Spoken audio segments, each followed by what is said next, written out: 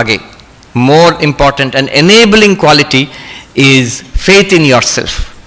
নিজের উপরে আত্মশ্রদ্ধা, নিজের উপরে বিশ্বাস। ওই স্বামীজির বিখ্যাত কথা, the old religion said he who does not believe in God is an atheist, the new religion says he who does not believe in himself is an atheist. নিজের উপরে যে বিশ্বাস করে না যে আমি পারি, I can do it, I cannot, impossible টা এর থেকে বাদ করে দিয়েছি আমার ভোকাবুলারি থেকে, সেই নাস্তিক যে বিশ্বাস করে না নিজের ওপরে, সেই নাস্তিক। যে নিজের উপরে বিশ্বাস করে সেই আস্তিক। মহাত্মা গান্ধী বলছেন only he can believe in God who believes in himself. নিজের উপরে যদি বিশ্বাস না থাকে না, যখন মনে হচ্ছে আমি ঈশ্বরে বিশ্বাস করছি, যখন চাপ আসবে, যখন চ্যালেঞ্জ আসবে জীবনে, তখন দেখবে ঈশ্বরের বিশ্বাসটাও নড়ে যাবে। কি জানি সত্যিকারে আছে কিনা কে জানে, আমার তো কোনোটার উপরে বিশ্বাস নেই, নিজের উপরেই তো বিশ্বাস নেই, ঈশ্বরের বিশ্বাসটাও নড়ে যাবে। So one who has firm faith in himself can have faith in God. ঈশ্বর বিশ্বাস। আমি রিসেন্টলি একটা বই পড়ছিলাম, নাম করা সাইকোলজিস্ট ছিলেন ন্যাথানিয়েল ব্র্যান্ডেন, আজকাল খুব একটা কেউ পড়ে না, 6 pillars of self esteem। যেমন স্বামীজির কথাই কি সাইন্টিফিক্যালি অর্গানাইজ করে উনি বলছেন সেলফ কনফিডেন্স কি করে বাড়াতে পারি। উনি বলছেন 6টা জিনিস, 6টা পিলার আছে সেলফ কনফিডেন্স, নিজের উপরে বিশ্বাসের জন্য। প্রথমে হচ্ছে লিভিং কনসিয়াসলি।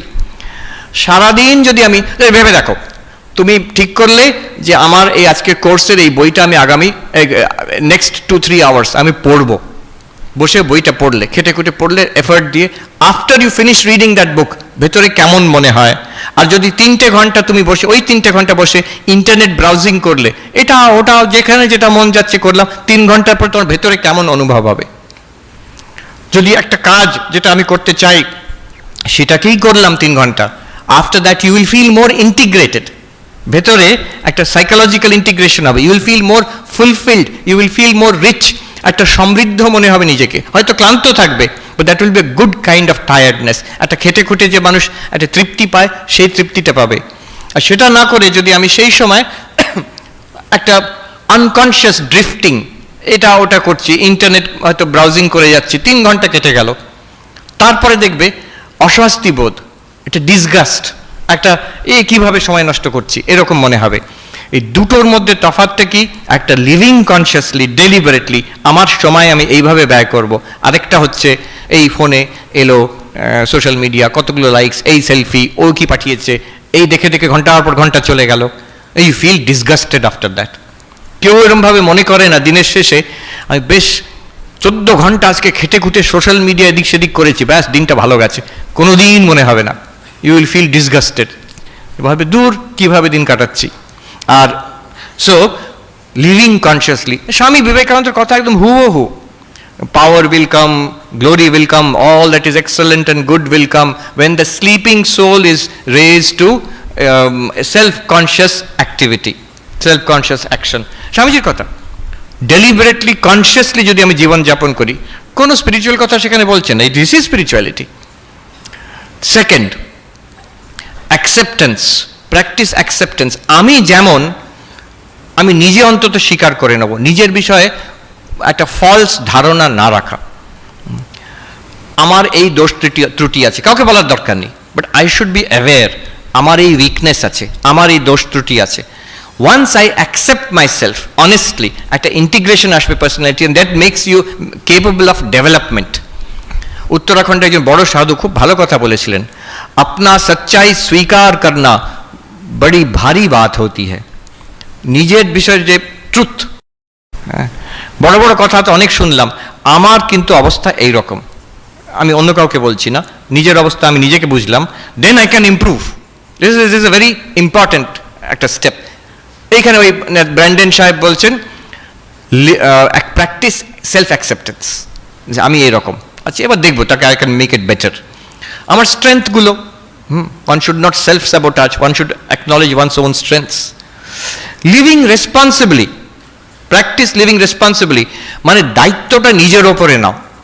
আমরা চট করে, বিশেষ করে ওই দেশে আমেরিকাতে এখন এটা খুব চল হয়েছে, অন্য সবাইকে ব্লেম, তোমার এরকম অবস্থা কেন, তুমি গাঁজা খেয়ে পড়ে আছো কেন, বেশিরভাগ সময় গাঁজা খেয়ে পড়ে থাকে, তো সবাই নয় অনেকে, যদি সন্ধ্যেবেলা আমি যেখানে থাকি, যদি রাস্তা আমি বেরোই না আশ্রম থেকে সন্ধ্যেবেলা, সব জায়গায় সর্বত্র গাঁজার একটা গন্ধ পাওয়া যায় চারিদিকে। তো কেন এরকম অবস্থা? আমাকে বলে আমার বাবা মা আমাকে অ্যাবিউজ করেছে, কিংবা সিস্টেমটা খারাপ, আমাকে কোনো চান্স পাইনি আমি, এরকম অনেক আছে। এই প্রবলেম সেই প্রবলেম, আমার কোনো প্রবলেম নেই, আমি তো দেবতা, দেবতুল্য মানুষ। ও কোনোদিন সেই লোকটা যাই হোক নিজের ওপরে confidence, self esteem, self confidence কোনোদিন আসবে না যতক্ষণ অন্যদের ওপর চাপিয়ে দিচ্ছি। হতে পারে সিস্টেম খারাপ হতে পারে, আমার অনেক রকম ডিসঅ্যাডভান্টেজ থাকতে পারে, নো ডাউট, কিন্তু আমার একটা বড় কম্পোনেন্ট আছে, এইগুলোকে নিয়ে আমি কি করলাম, সেই রোলটা যদি আমি ফুলফিল না করি তাহলে কোনোদিন সেলফ কনফিডেন্স আসবে না। বরং অনেক রকম ডিসঅ্যাডভান্টেজ আছে, কিন্তু তার সঙ্গে আমি লড়ে একটা লেভেলে উঠেছি, আমার প্রচণ্ড সেলফ কনফিডেন্স আসবে তখন। So accept living responsibly. তারপরে উনি বলছেন যে অ্যাসার্টিভ, প্র্যাকটিস অ্যাসার্টিভনেস। এটা আমাদের ইন্ডিয়ান ছেলেমেয়েদের একটু দরকার।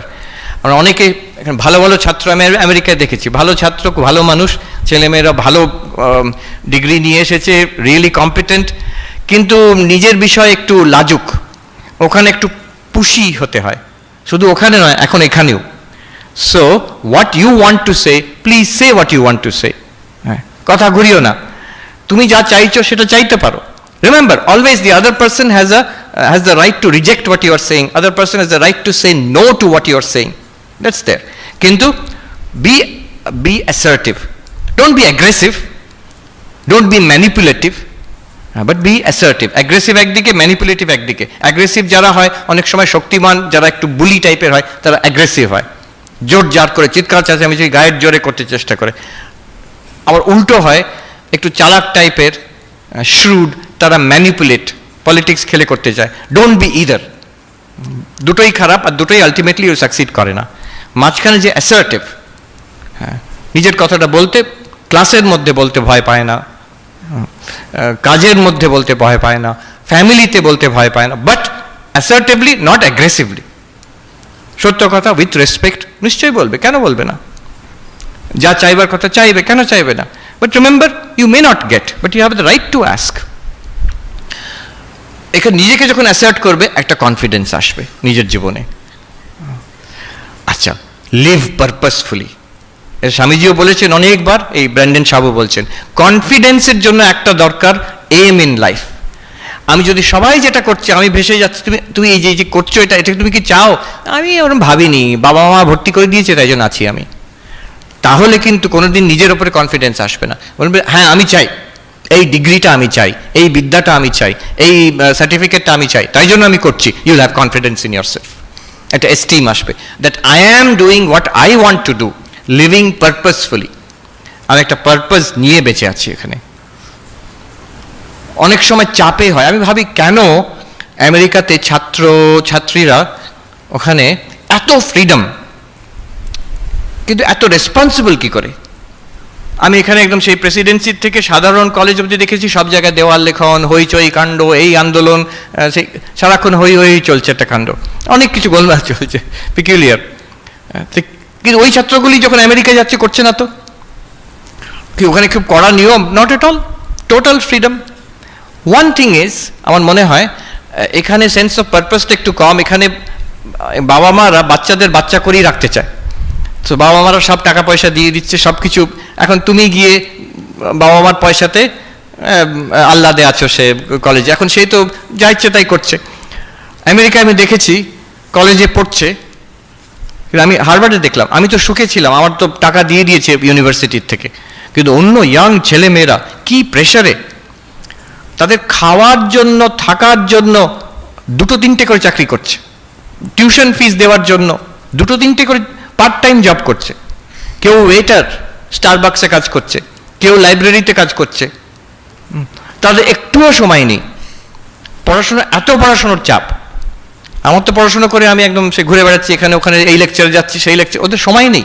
আর টেনশনও কম নয়, লোন নেওয়া আছে সেটাকে ফেরত দিতে হবে, এরপরে পিএইচডিতে চান্স পাবে কিনা, তারপরে কোথাও চাকরির চান্স আছে কিনা, এইভাবে।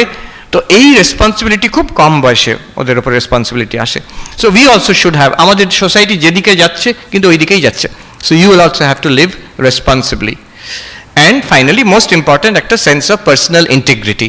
ইন্টিগ্রিটি মানে আমার মরাল স্ট্যান্ডার্ড, আমি সত্য কথা বলবো, আমার নিজের একটা ডিসিপ্লিন থাকবে জীবনে, অন্যদের সঙ্গে ব্যবহারের আমার স্ট্যান্ডার্ড থাকবে, আমি ভদ্র ব্যবহার করব, আমার স্ট্যান্ডার্ড। অন্যরা বলছে বলে শুধু নয়, আমি সবাইকার কাছ থেকে, বাবা মা মহারাজদের কাছ থেকে, বই থেকে সব শিখলাম, এর মধ্যে আমি যেটা ভালো লাগলো মাই পার্সোনাল স্ট্যান্ডার্ডস। আমার স্ট্যান্ডার্ডের নিচে যদি আমি নিজে হয়ে যাই, আমার ভেতর থেকে বিবেক বলতে থাকবে তুমি লোক ভালো নও, তোমার দ্বারা হবে না। যে এই যদি কথাটা বলতে থাকে ভেতর থেকে আমার অন্তরাত্মা, আমি কখনো নিজের উপরে কনফিডেন্স আসবে না। So always try to maintain a certain standard of integrity, of honesty to myself. তো এটা যদি থাকে, তাহলে ছটা জিনিস দেখো, ছটা পিলার সেলফ কনফিডেন্সের জন্য, নিজের ওপরে শ্রদ্ধার জন্য। Living consciously, in practice of accepting yourself, in a practice of accepting responsibility জীবনের জন্য, and then the practice of asserting yourself, and the practice of a purposeful life, and the practice of personal integrity। আর ওখানে Brandon সাহেব বলছেন দেখো এগুলো সবগুলো কিন্তু practice, বলো না আমার এই কোয়ালিটি নেই আমি কি করব, এটা কোয়ালিটির কথা বলা হচ্ছে না, এটা একটা অ্যাকশন ওয়ার্ড, করার কথা। প্রত্যেকটা হচ্ছে করলেই হবে, একটু চেষ্টা কর, প্রত্যেকটাতে আমি চেষ্টা করছি কিনা, then you will definitely have confidence in yourself. Last point and I'll conclude here.